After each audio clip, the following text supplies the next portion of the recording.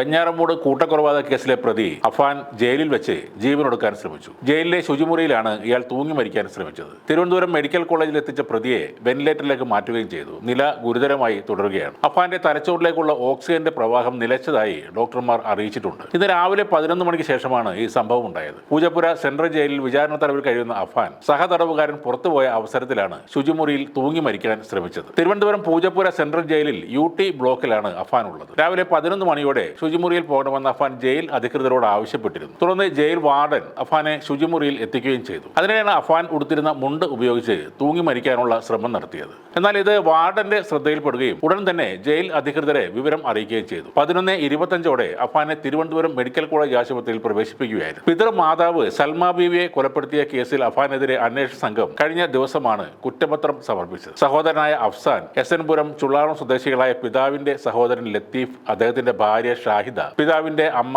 പാങ്ങോട് സ്വദേശി സൽമ ബീവി, പെൺസുഹൃത്ത് ഫർസാന എന്നിവരെയാണ് അഫാൻ കൊലപ്പെടുത്തിയത്. വെഞ്ഞാറമൂട് പോലീസ് സ്റ്റേഷനിലെത്തി അഫാൻ തന്നെ കൊലപാതകം നടത്തിയ കാര്യം പോലീസിനോട് ഏറ്റുപറയുകയായിരുന്നു. എലിവിഷം കഴിച്ച ശേഷമാണ് ഇയാൾ പോലീസ് സ്റ്റേഷനിൽ കീഴടങ്ങിയത്. ജീവൻ ഒടുക്കാനുള്ള പ്രവണത മുൻപും അഫാൻ പ്രകടിപ്പിച്ചിരുന്നു എന്നാണ് ബന്ധുക്കളും പറയുന്നത്. തനിക്ക് തെറ്റുപറ്റിയതാണെന്നും മാതാപിതാക്കളെ കാണണമെന്നും നേരത്തെ അഫാൻ ഉദ്യോഗസ്ഥരോട് ആഗ്രഹം പ്രകടിപ്പിച്ചിരുന്നു. ചോദ്യം ചെയ്യുന്ന സമയത്ത് ഉൾപ്പെടെ ആത്മഹത്യ ചെയ്യുമെന്ന് അഫാൻ വെളിപ്പെടുത്തിയതായും നേരത്തെ റിപ്പോർട്ടുകളുണ്ടായിരുന്നു. പ്രതി അഫാനെതിരായ മാതാവിന്റെ നിർണായക മൊഴി നേരത്തെ പുറത്തു വന്നിരുന്നു. ആക്രമിച്ചത് അഫാൻ തന്നെയാണെന്ന് ഉമ്മ ഷെമി മൊഴി പറഞ്ഞിരുന്നു. അഫാൻ കഴുത്തിൽ ഞെരിച്ചു, ഉമ്മ എന്നോട് ക്ഷമിക്കണം എന്ന് പറഞ്ഞാണ് പിന്നിൽ നിന്ന് ഷാൾ കൊണ്ട് കഴുത്ത് ഞെരിച്ചതെന്നാണ് മൊഴി. കിളിമാനൂർ CI മൊഴി രേഖപ്പെടുത്തിയപ്പോഴാണ് ഇക്കാര്യം വെളിപ്പെടുത്തിയത്. കട്ടിലിൽ നിന്ന് വീണ് തല തറയിൽ ഇടിച്ചുണ്ടായ മുറിവെന്നാണ് ആദ്യം ഷെമി മൊഴി നൽകിയത്. പിന്നീട് മൊഴി രേഖപ്പെടുത്തിയപ്പോഴാണ് കൂടുതൽ വിവരങ്ങൾ കൃത്യമായി നൽകിയത്. ഈ കേസിൽ അഫാൻ മാത്രമാണ് പ്രതിയായിട്ടുള്ളത്. ഫെബ്രുവരി 24 നാടിനെ നടുക്കിയ ഈ കൊലപാതക പരമ്പര നടന്നത്. അഫാൻ സംഭവ ദിവസം രാവിലെ പേരുമലയിലെ സ്വന്തം വീട്ടിൽ വെച്ച് മാതാവ് ഷെമിയെ കൊലപ്പെടുത്തുന്നതിന് വേണ്ടി ഷാൾ ഉപയോഗിച്ച് കഴുത്തിൽ മുറുക്കി മുറിയിൽ അടച്ചിട്ടു. അതിനുശേഷം ഉറ്റ ബന്ധുക്കളെ അവരുടെ വീടുകളിലെത്തി ചുറ്റിക ഉപയോഗിച്ച് അടിച്ച് കൊലപ്പെടുത്തി. പെൺസുഹൃത്തിനെയും അനുജനെയും വീട്ടിൽ വെച്ചാണ് ചുറ്റിക ഉപയോഗിച്ച് തന്നെ അടിച്ച് കൊലപ്പെടുത്തിയത്. മണിക്കൂറുകളുടെ ഇടവേളകളിലായിരുന്നു ഈ 5 കൊലപാതകങ്ങൾ നടത്തിയത്. മാതാവ് ഷെമിയുടെ ബന്ധുവായ സ്ത്രീയെയും അവരുടെ മകളെയും കൂടെ കൊലപ്പെടുത്താൻ പ്ലാൻ ഉണ്ടായിരുന്നെന്നും